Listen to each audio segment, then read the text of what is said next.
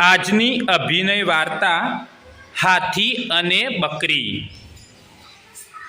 ઝાડ નીચે એક હાથી સૂતો હતો।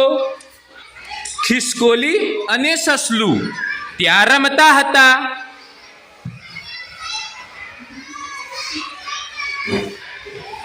સસલાએ જોયું કે હાથી ઝાડ નીચે સૂઈ રહ્યો છે।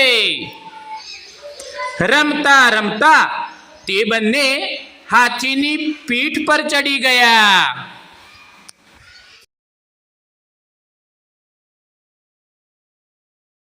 એટલામાં ત્યાં એક બકરી આવી।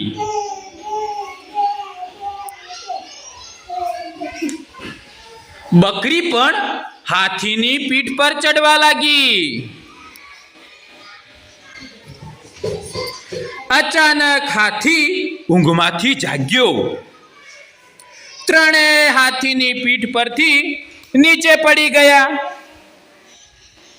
ખિસકોલી અને સસલું ભાગી ગયા। બકરી ત્યાં જ ઊભી રહી।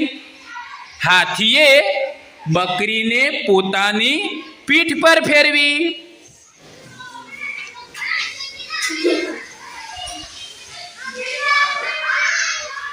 શબ્દ બોલો।